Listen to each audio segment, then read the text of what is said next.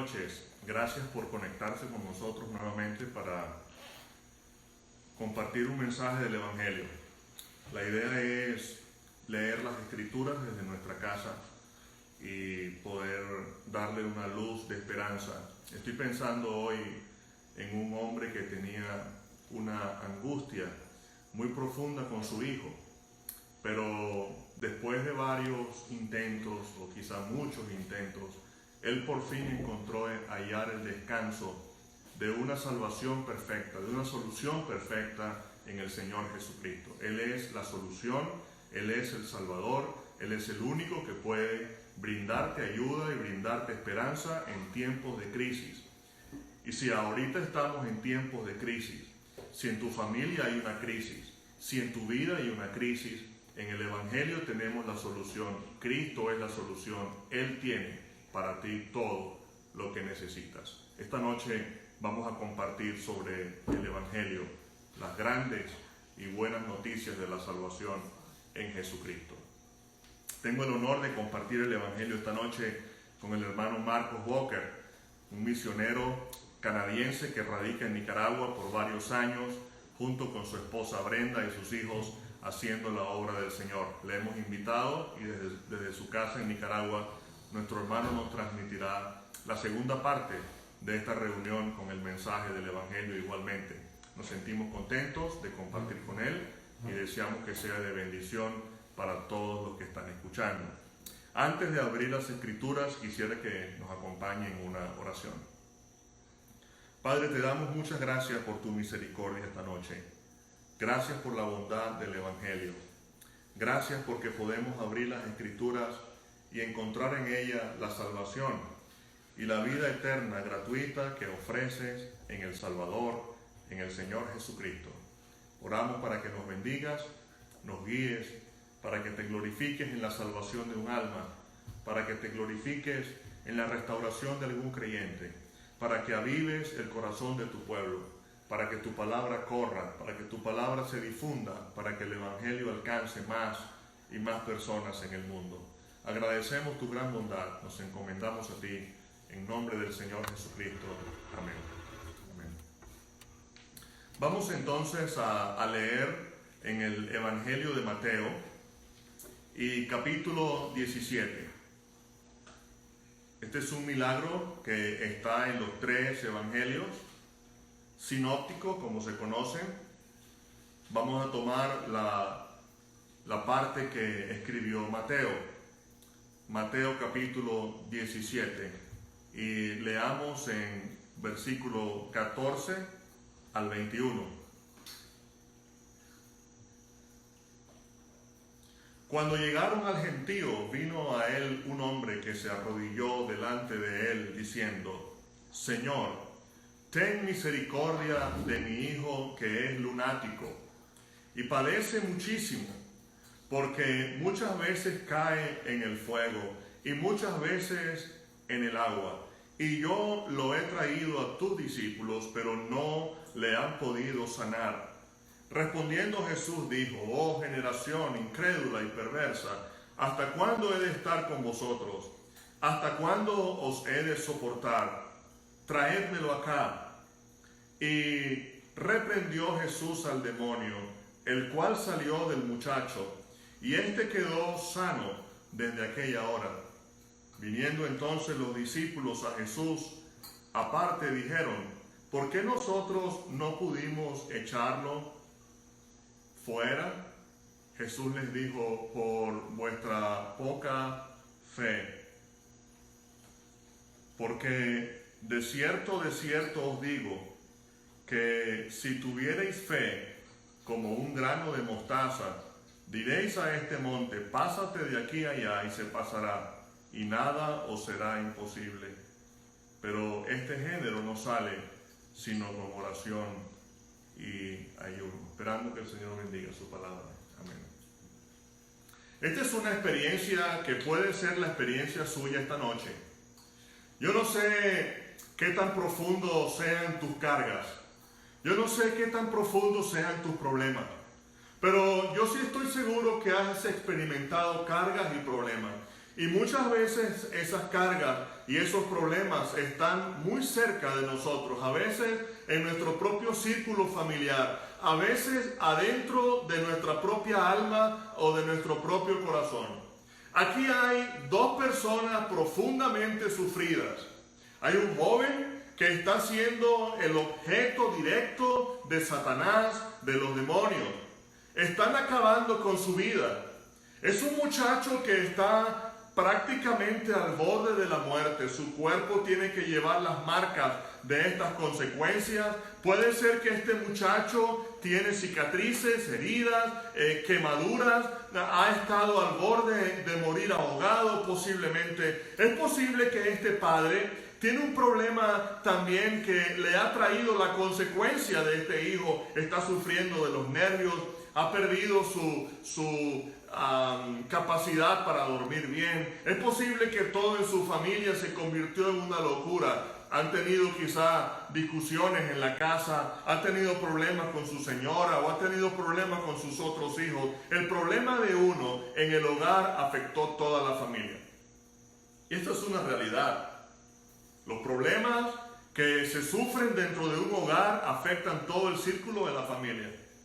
El problema de un hijo afectó al padre, indudablemente afectó a la madre, y si habían otros niños, afectó el resto de la familia. ¿Cómo solucionar esto? ¿Llevas cargas así? ¿Hay problemas así en tu familia, amigo, en tu vida? Bueno, no serías la única persona que lo está sufriendo o viviendo.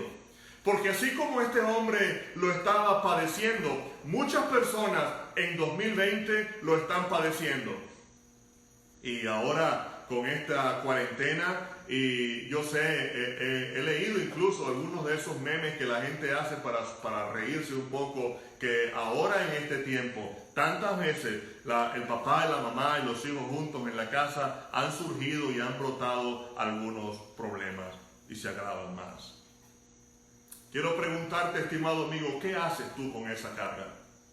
¿Qué hace usted con el problema cuando está en el seno de la familia? ¿Qué haces tú con el problema cuando arde incluso adentro de tu propio corazón? Aquí está un hombre que yo quiero que lo veamos esta noche con sencillez. Un hombre que está realmente sufrido.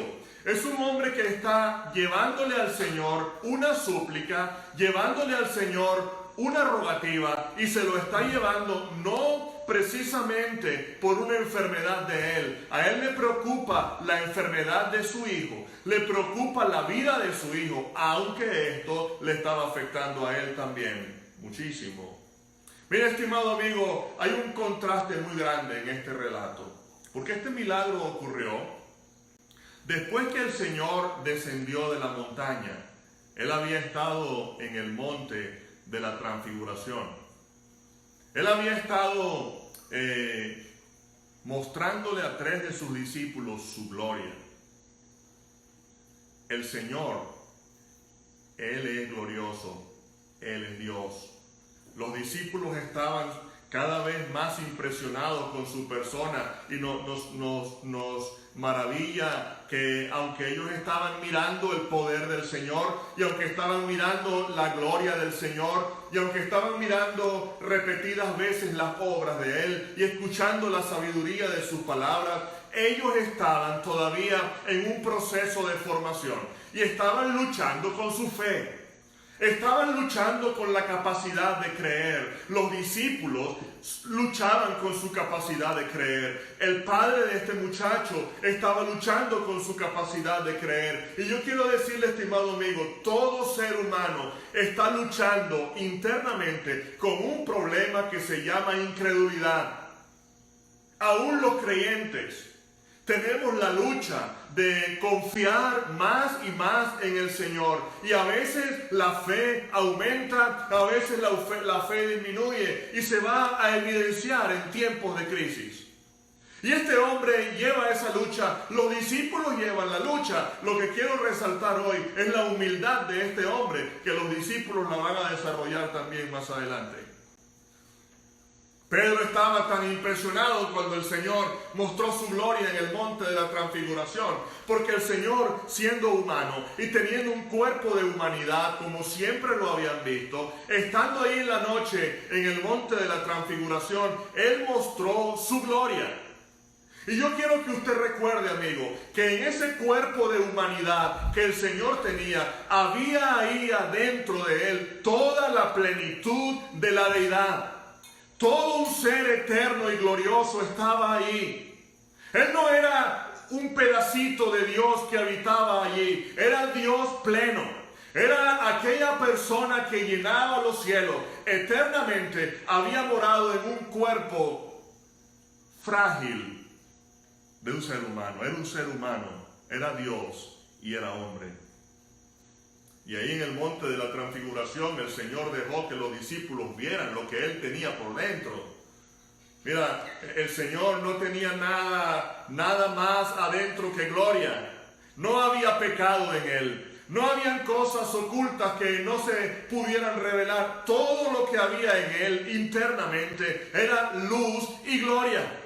Y los discípulos estaban impresionados cuando vieron la gloria del Señor. Y aparecieron con el Señor en el monte de la transfiguración dos creyentes que habían partido antes. Uno era Moisés, que había muerto como 1500 años antes. Y el otro era Elías, un profeta que se fue a la eternidad sin morir, porque se fue llamado por Dios. Dios sencillamente lo llamó, lo sacó de la tierra vivo y se lo llevó al cielo vivo.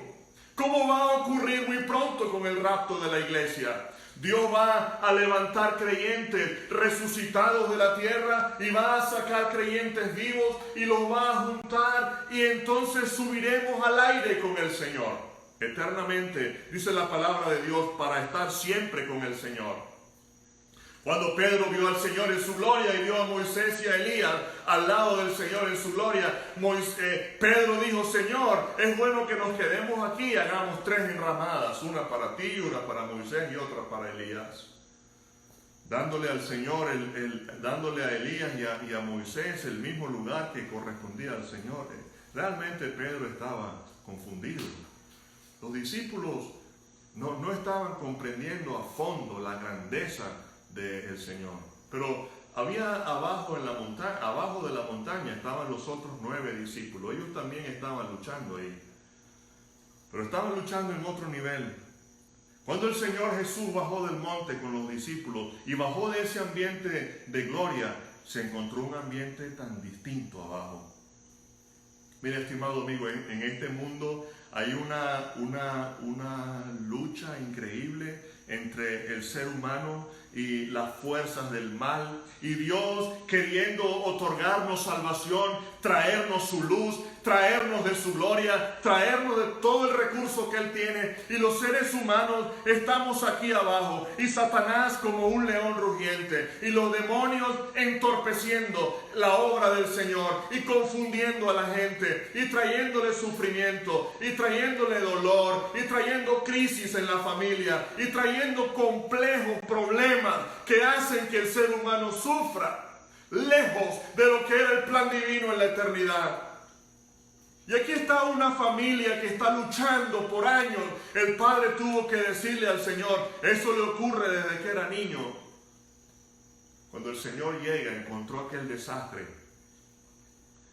El muchacho era como una epilepsia, solamente que esto no era otra cosa que la mano del diablo enfermándole y causándole un terrible problema.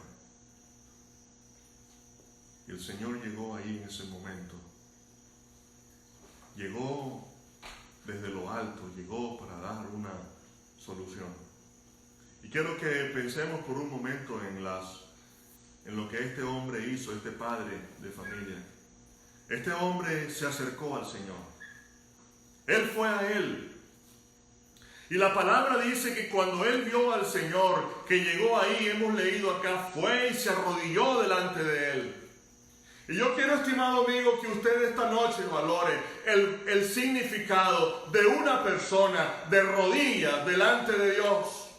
Cuando el Señor Jesucristo nació, una de las primeras personas que visitaron al Señor fueron los magos que vinieron del oriente. Y fueron con sus regalos al Señor. Y cuando llegaron a su presencia, ¿saben qué hicieron? Se postraron a los pies del Señor. Llevaban regalos y estaban de rodillas delante de un bebé, conscientes de que en ese cuerpo pequeño de unos 50 centímetros de longitud, ahí habitaba la plenitud de la deidad. Era el Verbo hecho carne y Él es digno de adoración. Y se arrodillaron delante del Señor.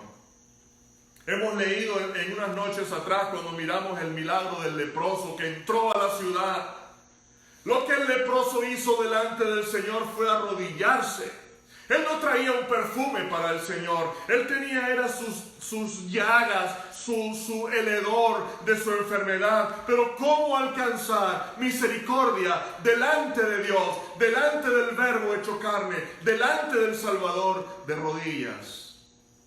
Él buscó de rodillas la salvación del Señor. Él estaba buscando misericordia. Hubo una mujer, aquella mujer del flujo de sangre, llegó por las espaldas del Señor de rodillas. Ella quería tocar el borde de su manto. Y así encontró ahí de rodillas delante del Señor, le confesó toda la verdad. Y el Señor le dijo: mujer, tu fe te ha salvado. Mire, estimado amigo, hay tantos casos preciosos de personas que se pusieron de rodillas. William MacDonald, él dice: una persona puede ver más lejos de rodillas que parado en sus puntillas. Yo quisiera, estimado amigo, que usted le lleve su carga al Señor esta noche, que vaya al pie de la cruz y pueda descansar en la sangre derramada, la sangre que puede limpiarte de todo pecado. Él quiere y Él puede dar la solución completa. Lucas, cuando nos narra este mismo milagro, este mismo relato, Lucas dice que este hombre le dijo al Señor: Señor, es mi hijo único, mi único hijo. Este padre en su angustia estaba pensando que era su único hijo. No había más hijos en su familia. Yo estoy pensando, estimado amigo, en la gran verdad que dice Juan 3:16. Porque de tal manera amó Dios al mundo, que ha dado a su Hijo unigénito, para que todo aquel que en Él cree no se pierda, mas tenga vida eterna. Porque así como este padre le angustia a su único hijo, el Señor pudo haber, viendo a este hombre de rodillas, confesarle a él aquello. El Señor pudo haber pensado en la angustia de Dios el Padre con su propia vida cuando Él fue a la cruz. Mire, estimado amigo, el Señor Jesucristo es el unigénito Hijo. Es el único, es irrepetible. Dios no podía tener dos hijos en la misma esencia de Él. Es un hijo eterno de un padre eterno. Son coiguales en existencia, son coiguales en atributos, pero este hijo tiene todo lo que el padre podía dejar y podía plasmar de su esencia y de su persona en él. En este hijo se agotó toda la capacidad del padre de revelarse. Es decir, es imposible que haya otro igual que Él. Él es el unigénito Hijo del Padre. ¿Qué sintió Dios el Padre mirando a su Hijo sufrir todo aquello? Este hombre estaba tan angustiado porque los demonios estaban atormentando a su Hijo. Lo echaban en el fuego y lo echaban en el agua. Yo estoy pensando que cuando el Señor colgó de la cruz, la palabra de Dios nos enseña que descendió fuego de lo alto que consumía sus huesos. Y en el Salmo 22 dice que su corazón fue como cera derritiéndose en medio de sus entrañas.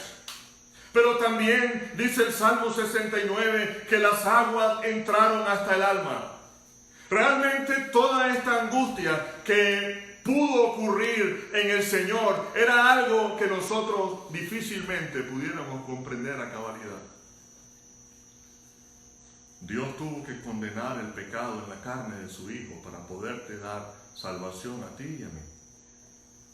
Y ahí está un hombre de rodillas. Está pidiéndole al Señor por su Hijo único que está padeciendo terriblemente por esta enfermedad.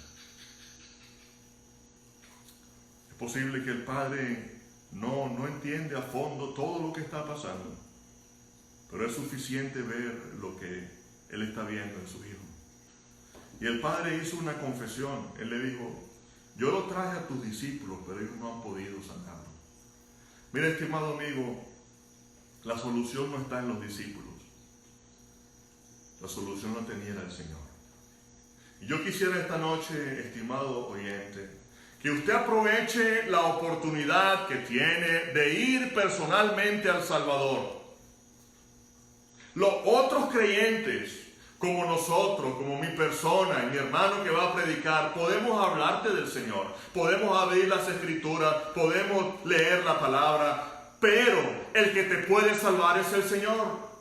Y tú necesitas ir personalmente a Él.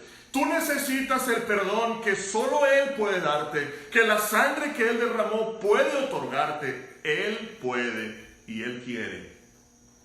Este hombre estaba confundido con eso. ¿Será que Él puede? El Señor quería y podía. Al que cree, todo le es posible. Es la parte que Marcos aclara. Y este hombre hizo una oración al Señor.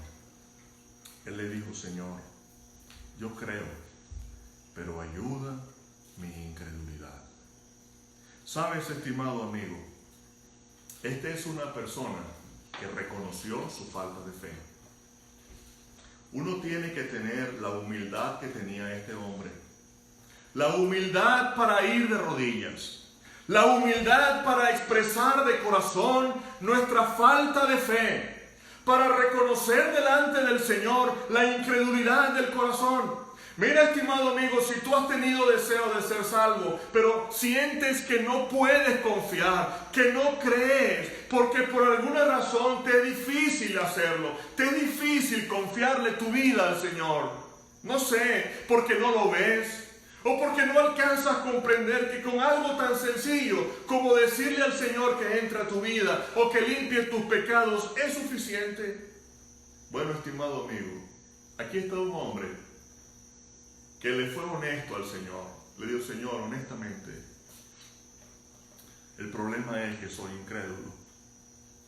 Ayuda mi incredulidad. Eso fue suficiente.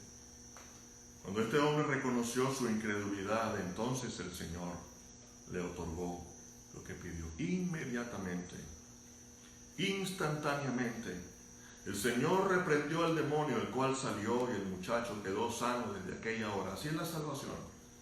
El momento cuando el Señor va a salvar un alma, el momento en que una persona se decide y le clama a Dios en toda su debilidad, en toda su fragilidad, sin esconderle nada, reconociéndole al Señor directamente toda su incapacidad para creer, reconociéndole su incredulidad, entonces el Señor, con su obra perfecta, efectuada, con su poder ilimitado, desde el trono, Él te puede otorgar la vida eterna inmediatamente. El Espíritu Santo te lleva a Cristo y te incorpora a su vida y te hará un nuevo hombre, una nueva mujer, un nuevo hijo de Dios, una nueva criatura. El milagro de la salvación. La imposibilidad humana y el gran poder de Dios. Mira, estimado amigo, esta noche hay una solución para ti. ¿De qué tamaño es tu carga? ¿De qué tamaño es tu problema? ¿Cuánto tiempo más vas a padecer con esto? Este evento ocurrió casi al final del ministerio del Señor. Y el problema de este muchacho era desde niño. ¿Por qué esperó tanto, verdad? ¿Por qué esperó tanto? ¿Cuánto tiempo más vas a seguir esperando? Sabiendo que el Salvador está a tu alcance, sabiendo que la obra de la cruz es suficiente, y que su poder es ilimitado. Y si el problema está en tu incredulidad, confiésalo al Señor. Pide ayuda. Pídele ayuda al Señor. El Espíritu Santo es una persona divina que está dispuesta a redarguir tu corazón y a llevarte a Él para que seas salvo esta misma noche. Acéptalo.